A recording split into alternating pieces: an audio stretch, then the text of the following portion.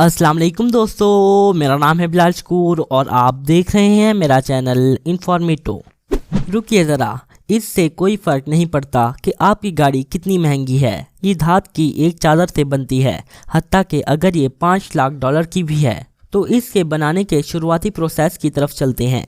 पहले बड़े robots aluminium coils के बड़े रोलर्स को सांचों में खोलते हैं, फिर 5000 टन के वजन से मेटल को प्रेस किया जाता है। ये ज़रूरत के मुताबिक कटे होते हैं। इस वजनी प्रेस से कार के सारे पीसेस बनते हैं, इसकी हुड, ट्रंक, बॉडी और छोटे पार्ट्स जैसे खिड़कियां और दरवाजे। कार की बॉडी 500 मुख्तलिफ पार्ट्स से असेंबल की जाती है। जब कार की बॉडी असेंबल हो जाती है तो कन्वेयर इसे अगले मरहले में पेंटिंग की तरफ भेजता है। ये सब एक प्राइमर के साथ शुरू होता है। ये कार की सरफेस को स्मूथ बनाता है, इसे ख़राब होने और यूवी लाइट से बचाता है और हत्ता के एक्सट्रीम दर्जा हरारत से भी बचाता है। और पेंट भी प्राइमर के साथ आसानी से चिपक जाता है। फिर स्प्रेज के साथ रोबोटिक हाथ कार की बॉडी को पेंट के 5 कोट्स करते हैं। मजमूई तौर पर एक कार को पेंट करने में 45 किलो पेंट लगता है। रंग की लेयर को ज़्यादा यकसा बनाने के लिए बाज़ औक़ात इलेक्ट्रिसिटी इस्तेमाल की जाती है। मिसाल के तौर पर जब कार के दरवाजे रंगने हों तो वो एक कन्वेयर पर भेजे जाते हैं और इनसे इलेक्ट्रिसिटी करंट गुजारा जाता है। हवा में मौजूद एनोमाइज्ड पेंट में मुख्तलिफ चार्ज होता है और ये मेटल के साथ मकनातीस की तरह चिपक जाता है। नतीजे में इस पार्ट के हर इंच पर एक बराबर मोटाई का रंग होता है। प्राइमिंग और पेंटिंग के बाद बॉडी को पॉलिशिंग के लिए भेजा जाता है। इस कमरे में बहुत ज़्यादा रोशनी होती है ताकि मैकेनिक्स हर छोटे स्क्रैच को देख सकें।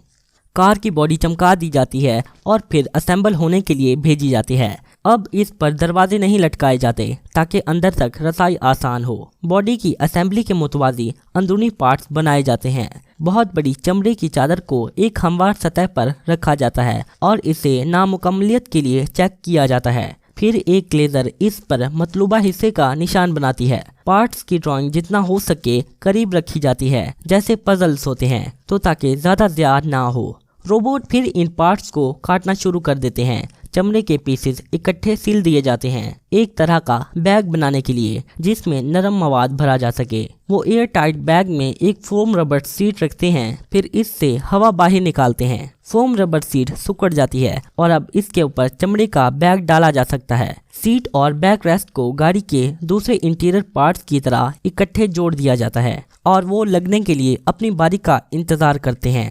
दोबारा कार की बॉडी की तरफ। अब यहाँ कार के दिल को लगाने का वक्त है। इसका इंजन। कार की बॉडी थोड़ी ऊपर उठाई जाती है, फिर एक छोटा इंसानी हाथ से चलने वाला एलिवेटर इंजन को उठाता है, जिसका वजन 136 से 226 किलो तक होता है। इंजन खास फ्रेम्स पर लगाते हैं जिसमें छोटे वाइब्रेशन को जज़्ब करने वाले माउंट्स होते हैं। इनकी ज़रूरत होती है तो ताकि वाइब्रेटिंग इंजन को पूरी गाड़ी को वाइब्रेट करवाने से रोका जा सके। जब इंजन चल रहा होता है तो इसमें हर सेकंड में दर्जनों धमाके होते हैं। हवा में फ्यूल का मिक्सचर सिलेंडर के अंदर एक वाल्व की मदद से पंप किया जाता है, फिर स्पार्क प्लग चिंगारी देता है। ये आमतौर पर बरकी कॉस होती है। ये तवानाई हवा को फ्यूल के मिक्सचर को धमाका करवाने के लिए काफ़ी है। ये ताकत इंजन के सिलेंडर्स को धकेलती है।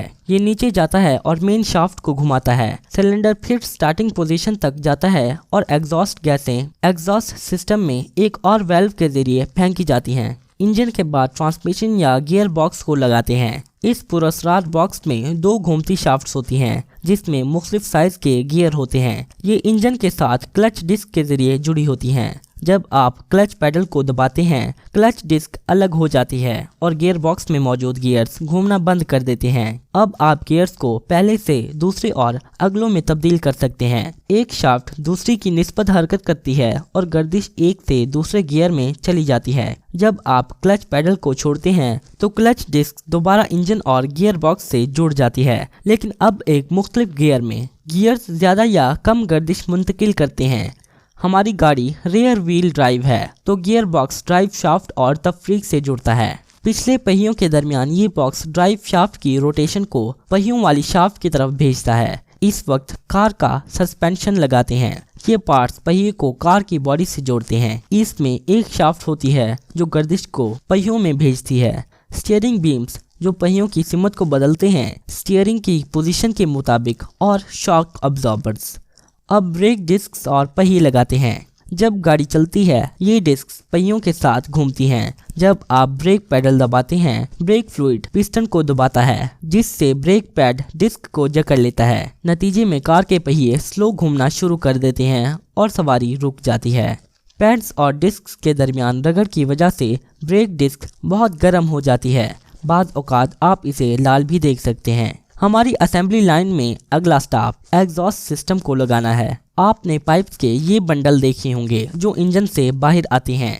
ये एग्जॉस्ट मैनीफोल्ड होते हैं। एग्जॉस्ट गैसेस हर सिलेंडर से जमा होती हैं और मेन पाइप में जाती हैं। फिर एग्जॉस्ट के शोर को कम करने की ज़रूरत होती है। यही मफलर का मकसद है। आमतौर पर इसमें कई चेंबर्स होते हैं। गैसेस एक एक करके इन चेंबर्स में जाती हैं और अपनी रफ्तार को कम करती हैं। एग्जॉस्ट सिस्टम एक क्रोम एग्जॉस्ट के साथ ख़त्म होता है। यहाँ से गैसेस कार से बाहर आती हैं। अब कार को नीचे किया जाता है और हुड के नीचे एक एयर फिल्टर लगाते हैं। ये वो जगह है जहाँ पर हवा साफ होती है। इंजन सिलेंडर्स में पाइप के जरिए आने से पहले आपका इंजन व्हील्स को घुमाता है और जनरेटर जो पूरी कार को पावर देने के लिए इलेक्ट्रिसिटी बनाता है। एक फ्यूल फिल्टर, एक रेगुलेटर और फ्यूल प्रेशर सेंसर्स के साथ ये यकीनी बनाते हैं कि आप अपने इंजन में फ्यूल की सही मिकदार ले सकें।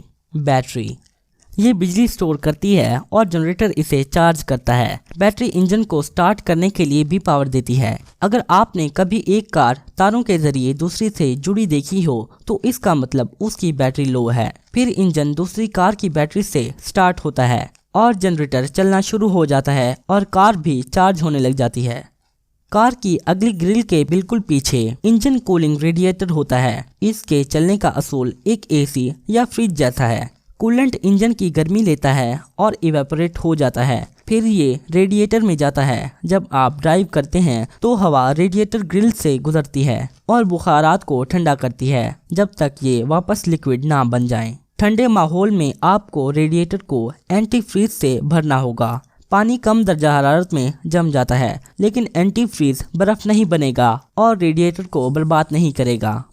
कार का एक और ज़रूरी पार्ट इलेक्ट्रिकल रिले है। यहाँ पर फ्यूजेस और पूरी कार के सर्किट सिस्टम्स के लिए सर्किट ब्रेकर होते हैं।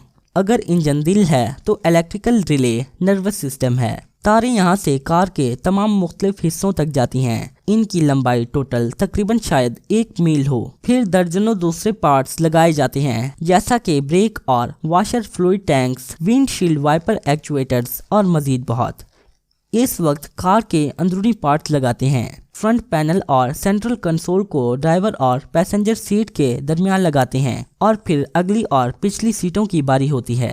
फिर इसमें स्टीयरिंग व्हील और एयर बैग बॉक्स लगाते हैं। तमाम इलेक्ट्रॉनिक्स मेन रिले से हुड के नीचे जोड़ी जाती हैं। अरे साउंड सिस्टम के बारे में मत भूलिएगा, इसे ज़रूर होना चाहिए। फिर फ्रंट और रियर विंडशील्ड को लगाने की ज़रूरत होती है। अब कुछ आराइशी पार्ट्स को लगाने की बारी है जैसा कि रॉकर पैनल्स और क्रोम इंसर्ट्स। इसी वक्त दरवाजे लगाते हैं। गाड़ी तैयार है लेकिन करने के लिए कुछ और टेस्ट बाकी हैं। सवारी का चमकदार रोशनी में मुआयना किया जाता है स्क्रैचेस और डिफेक्ट्स को देखने के लिए जो असेंबली के दौरान लग गए हों। फिर कार को शावर रूम में भेजते हैं। यहाँ शदीद बारिश की नकल की जाती है। अंदर मौजूद मैकेनिक सवारी की हर इंच को चेक करते हैं इसे यकीनी बनाने के लिए कि ये वाटर टाइट है और पानी अंदर नहीं आ रहा। अब कार एक डायनेमो पे चलती है और टेस्ट किया जाता है कि ये रियल लाइफ में कैसे काम करेगी। ये टेस्ट रोड की नकल करता है और कार डिज़ाइन के मुताबिक जितना हो सके तेज चलती है। मैकेनिक टेस्ट करता है कि सवारी ठीक से एक्सेलरेट और ब्रेक कर रही है। अगर सारे टेस्ट कामयाब हों तो कार को मुकम्मल समझा जाता है। मुबारक हो, अब ये जहाज़ों या बड़े ट्रकों के ज़रिए डीलरशिप्स तक जाएगी जहां आप इसे ख़रीद सकें। तो दोस्तों, अगर आपको मेरी ये वीडियो अच्छी लगी हो तो इसे लाइक, शेयर और चैनल को सब्सक्राइब करना मत भूलिएगा। मैं मिलता हूं आपको अपनी नेक्स्ट वीडियो में। तब तक के लिए अल्लाह हाफिज़।